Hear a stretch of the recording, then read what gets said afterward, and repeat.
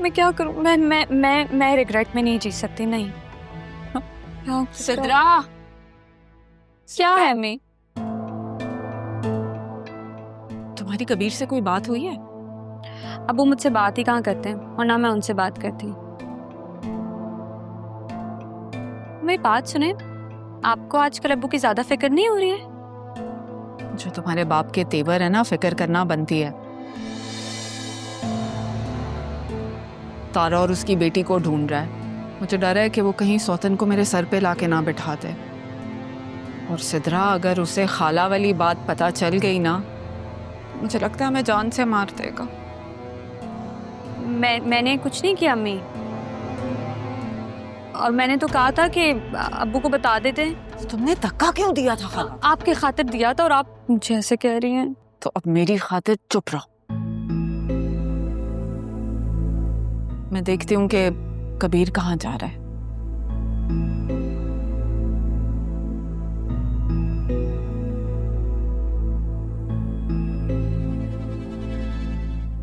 अम्मी की बातों ने तो मुझे डरा ही दिया है। तो क्या काशिफ की बात मान लूं और यहाँ से भाग जाऊं? हाँ, यही करती हूँ और इसी तरह से ना मैं इस डर से निकलूंगी। भाग जाते हैं इसी तरह। काशिफ को फोन मिलाती हूँ।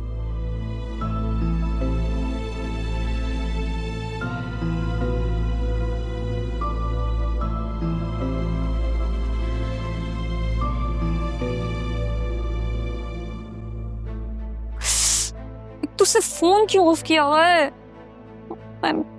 सारा है, मैं क्या करूं? मैं नहीं रह सकती।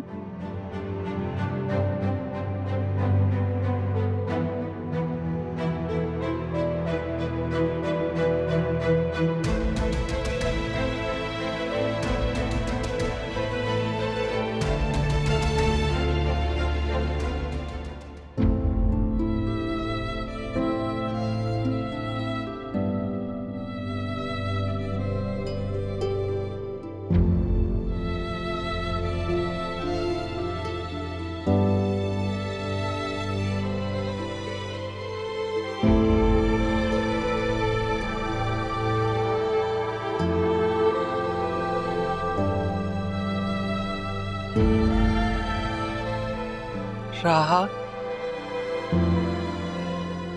उठो बेटा।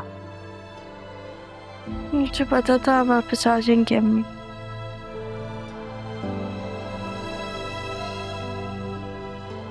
तो ये सब एक ख्वाब है। मैं भी तो तुम्हारी माँ जैसी हूँ।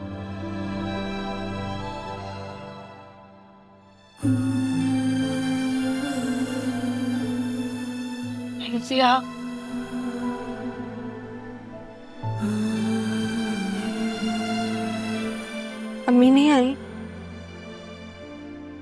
नहीं बेटा, जो लोग इतना दूर चले जाते हैं वापस नहीं आते।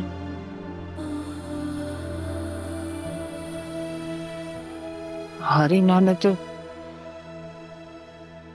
जिंदगी में बहुत मुश्किलें बर्दाश्त की, लेकिन मुझे पूरा यकीन है कि अब वो सुकून की जगह में। जाने पे जो लोग जाने वाले होते हैं उनको कैसे पता चल जाता है कि वो जा रहे हैं? वो ऐसी बातें करते हैं, मेरा वो बाद में एहसास होता है कि उन बातों का मतलब क्या था। जब से हम यहाँ आए हैं अम्मी ऐसी बातें कर रही थी।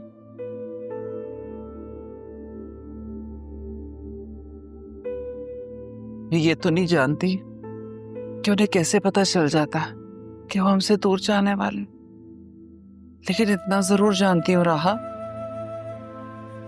जब हम किसी से प्यार करते हैं ना तो उसे तकलीफ में नहीं देख सकते। शायद इसीलिए वो अपनी बात पूरी तरह तुम्हें बता नहीं पाई। वरना खुद ही सोचो बेटा, क्या कभी हम अपने प्यारों को अपने से दूर जाने दे सकते?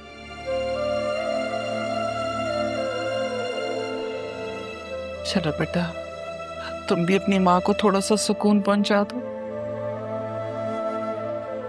थोड़ा सा कुछ खा लो रहा, कल से कुछ नहीं खाया।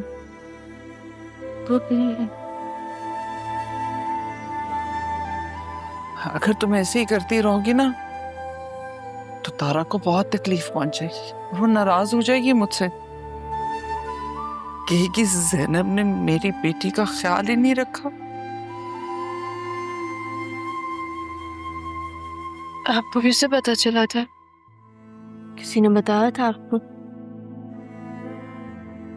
तारा का फोन आया था, उसने कहा कि अगर मुझे कुछ हो जाए तो मेरी राहों को संभाल ले।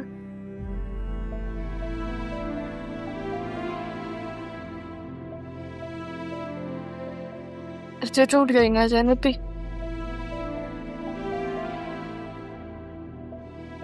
ये तो नाना जान की दफा भी नहीं हुआ था। वैसे तो कोई नहीं रहा।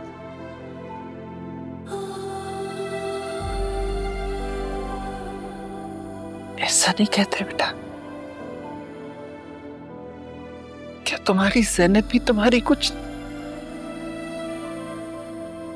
और तुम जानती हो, तुम्हारी माँ ने तो मुझसे वादा लिया है कि मैं तुम्हारा ख्याल रखूं, तुम्हें कभी अकेला ना छोड़। उसने सिर्फ मुझसे ही नहीं, रहा उसने सबसे यही बात की कि मेरी बेटी का ख्याल रखना, उसे अकेला मत छोड़ना। क्योंकि वो जानती थी जो लोग उससे मोहब्बत करते हैं वो कभी तुम्हें अकेला नहीं छोड़ेंगे बेटा। यहां तक कि कबीर से भी उसने यही बात की।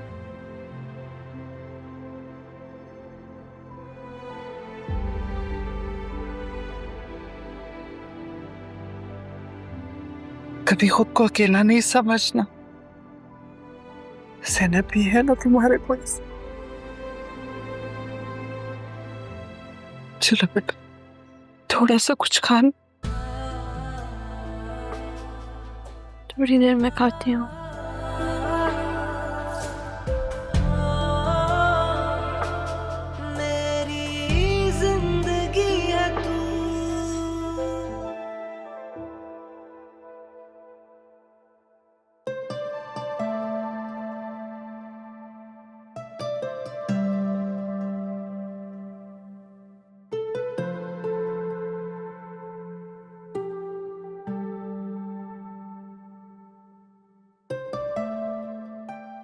खुद के लिए कॉफी बना रहा था तो तुम्हारे लिए भी बना दी।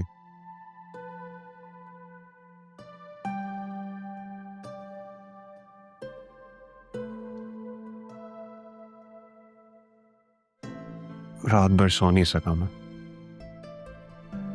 यही सोचता रहा कि मैंने क्यों तुमसे ऊंची आवाज में बात की, इतना गुस्सा किया तुम्हारे साथ और तुमने कैसे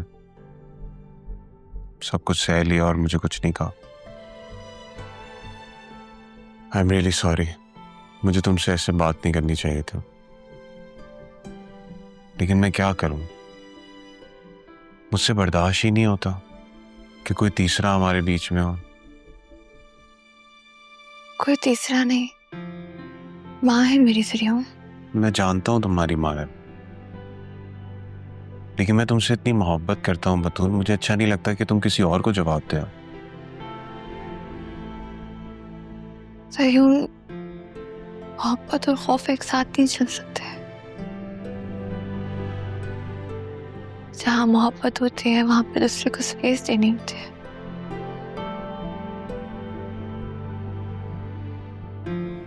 हाथ छोड़े सरिया, दर्द हो रहा है मुझे। तो क्या हो गया अगर मैंने तुम्हारा हाथ सख्ती से पकड़ा हुआ है? तो मैं ढील तो दे सकता हूं, लेकिन मैं छोड़ नहीं सकता। मुझे डर लग रहा है सरिया।